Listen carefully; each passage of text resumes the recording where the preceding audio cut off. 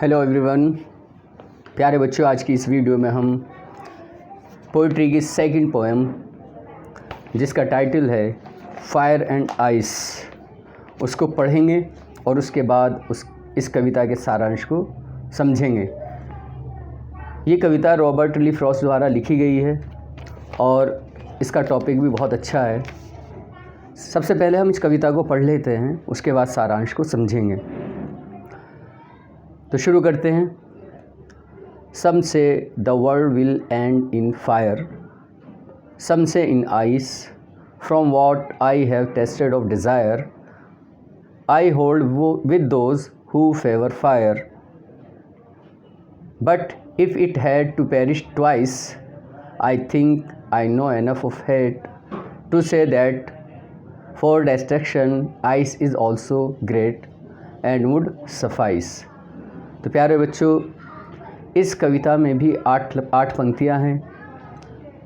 अब हम इस कविता के सारांश को सरल भाषा में समझेंगे।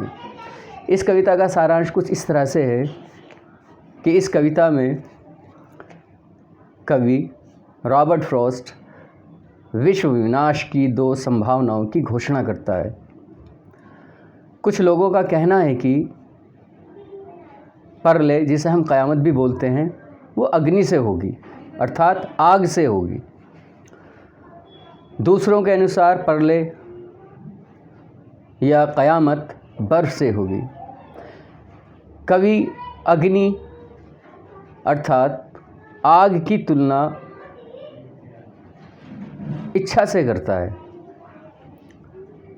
वह कहता है कि उसने इच्छा को परखा है और वह जानता है कि यही अंत में इस ग्रह अर्थात पृथ्वी के विनाश का कारण बनेगा। उसके कहने का अर्थ यह है कि मानव प्राकृतिक स्रोतों का दोहन करता है ताकि उसकी अनेक इच्छाओं की पूर्ति हो सके और यही अंत में इस ग्रह के विनाश का कारण बनेगा। फिर वह कहता है कि बर्फ़ की अत्यधिक ठंड से भी विश्व विनाश होगा।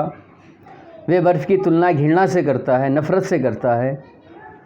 लोगों के दिलों में अपने साथियों के प्रति ईर्ष्या का भाव भी विश्व विनाश का कारण बनेगा। आतंकवाद भी घृणा का एक रूप है और ये हाल ही के समय में जीवन व संपत्ति के विनाश का कारण बना है। इसलिए फ्रॉस्ट के अनुसार विश्व इच्छा और घृणा अर्थात द्वेष से पीड़ित है और अंत में ये विनाश का कारण बनेंगे। प्यारे बच्चों, ये इस कविता का सारांश था। मुझे लगता है कि आपको ये सारांश समझ आ गया होगा। मुझे कमेंट सेक्शन में आप लिखकर भेजेंगे कि रॉबर्ट फ्रॉस्ट का पूरा नाम क्या है। आज की इस वीडियो में इतना ही। Thank you.